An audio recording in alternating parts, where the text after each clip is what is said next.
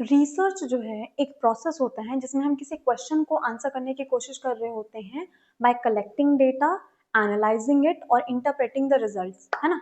तो रिसर्च जो है वो कितने टाइप के होते हैं, वो अलग अलग बेसिस पे हम उनको डिवाइड करते हैं। सबसे पहले on the basis of purpose, किस पर्पस से रिसर्च करा जा रहा है। तो उसमें दो टाइप के होते हैं, बेसिक और अप्लाइड रिसर्च। बेसिक रिसर्च होता है ताकि हम ज्यादा इंफॉर्मेशन, ज्यादा नॉलेज गेन कर सकें चीजों के बारे में, just for the sake of knowledge. जैसे कि न्यूरोप्लास्टिसिटी पे रिसर्च करना, इससे हमें तुरंत कोई फायदा नहीं हो रहा है, बट हम जानना चाह रहे हैं कि चीजें कैसे हो रही हैं, है ना।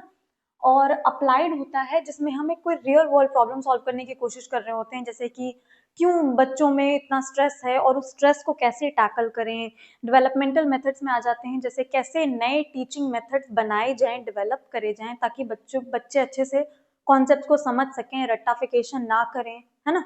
तो बहुत सारे ऐसी चीजें होती हैं। तो जो अप्लाइड रिसर्च होता है उसका पर्पस होता है कि हम उन चीजों को स्टडी करें, उन चीजों पर रिसर्च करें जिससे कोई जो प्रॉब्लम एग्जिस्ट कर रही है वो सॉल्व हो जाए। और बेसिक रिसर्च का पर्पस होता है कि हम चीजों के बारे में जान सकें, जो चीज हो रही है वो क्यों हो रही है। फिर है research on the basis of nature. किस तरीके का रिसर्च है? सबसे पहला हो गया exploratory. Exploratory as the name suggest, exploration के लिए, जो एक्सप्लोर करता है on things which are very little known, इनके बारे में ज्यादा इन्फॉर्मेशन नहीं होती है। जैसे कि social media addiction, social media addiction अभी नई चीज है तो इसके बारे में ज्यादा इन्फॉर्मेशन नहीं है। तो इसको एक्सप्लोर करने के लिए जो रिसर्च करी जाती है वो होता है एक्सप्लोरेटरी रिसर्च।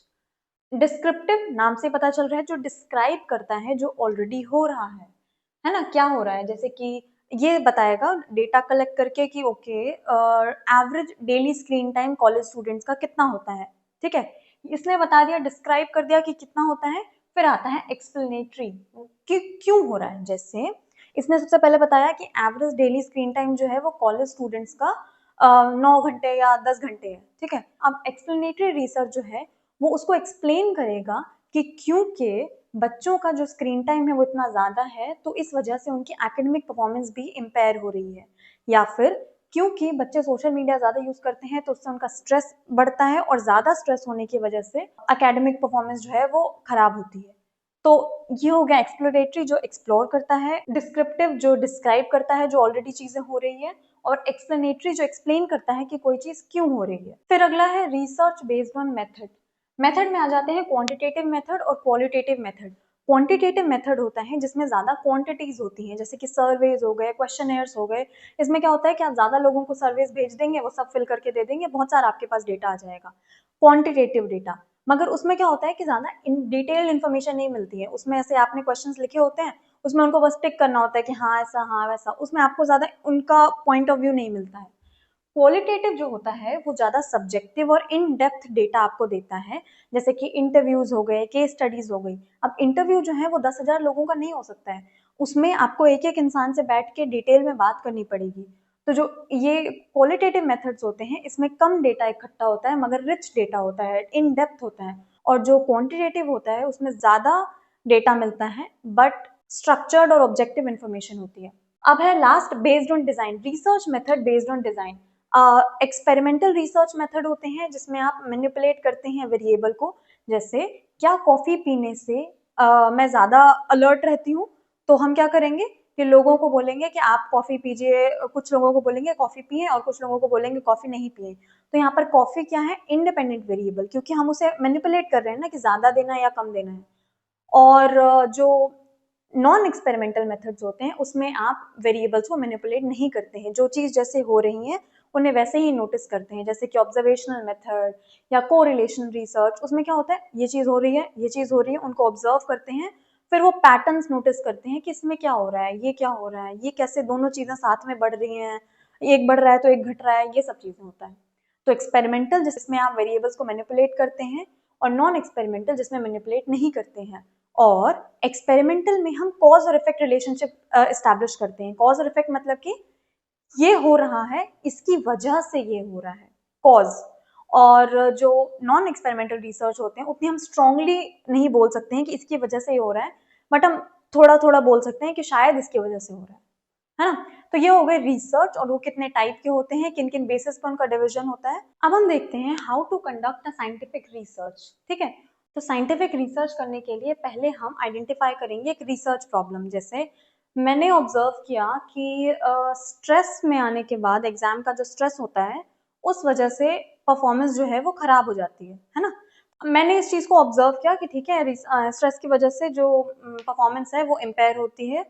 अब मैंने उस बारे में हम क्या करेंगे, रिव्यू ऑफ लिटरेचर हम देखेंगे कि और लोग, मैं अकेली तो हूँ नहीं, और लोगों ने भी इन चीज़ों को नोटिस करा होगा, उस पर स्टडी करा होगा, तो उनके बाद उससे रिलेटेड जो बुक्स हैं, जर्नल्स हैं, रिसर्च पेपर्स हैं, एकेडमिक जो भी डेटा अवेलेबल है, और इन सब चीज़ों को हम स्टडी करेंगे। फिर हम देखेंगे उसमें गैप क्या है।